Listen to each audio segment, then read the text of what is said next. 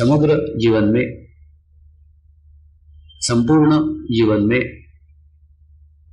प्रयासरत रहते हैं, प्रयत्न करते रहते हैं कि जीवन में प्रत्येक क्षण को सकारात्मक रूप से व्यतीत करें, प्रत्येक क्षण को सकारात्मकता के साथ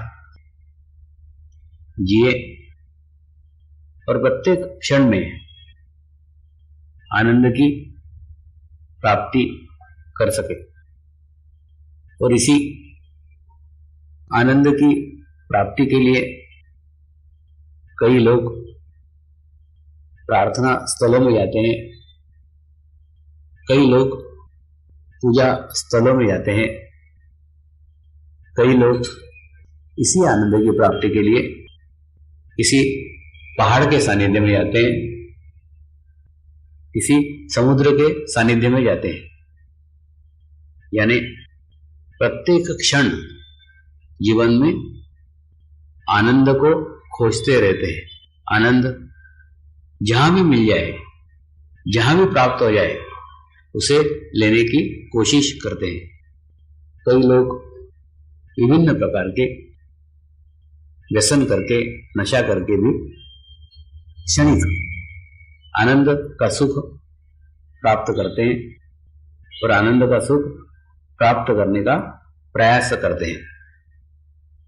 लेकिन इस आनंद को देखा नहीं जा सकता है, इस आनंद का वर्णन किया नहीं जा सकता है, इस आनंद को किसी भी शब्दों में परिभाषित किया नहीं जा सकता है। यह आनंद जो भी व्यक्ति अपने जीवन में प्राप्त करता है, तो प्राप्त करने के बाद में स्वयं ही उसे अनुभव करता है, वो किसी को वर्णित नहीं कर सकता, इस आनंद का फोटो नहीं ले सकता, इसको किसी को बता नहीं सकता, किसी को अभिव्यक्त नहीं कर सकता। यानी ये आनंद सिर्फ अनुभव करने की चीज है और इसे कहीं पे भी किसी को बताया नहीं जा सकता, किसी को दिखाया नहीं जा सकता, इसका प्रकटीकरण नहीं हो सकता। तो इसी आनंद को परमात्मा कहते हैं, परमेश्वर कहते हैं, क्योंकि परमात्मा को किसी ने भी देखा हुआ नहीं है, परमेश्वर का कोई फोटो नहीं है, परमेश्वर को किसी ने भी लिखा हुआ नहीं है। जिसने भी परमेश्वर के बारे में लिखा, उसने अपनी स्वयं की कल्पना के अनुसार लिखा।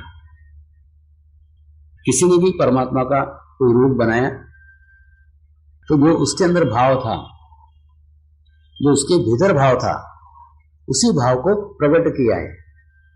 सचमुच का परमात्मा किसी ने भी देखा हुआ नहीं है, सचमुच का परमेश्वर किसी ने भी लिखा हुआ नहीं है, क्योंकि उसको लिख ही नहीं सकते।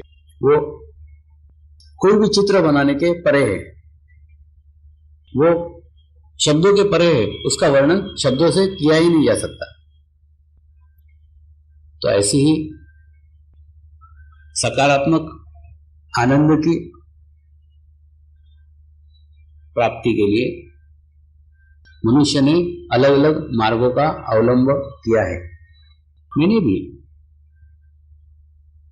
इस आनंद की प्राप्ति के लिए जीवन में एक मार्ग का अवलंब किया।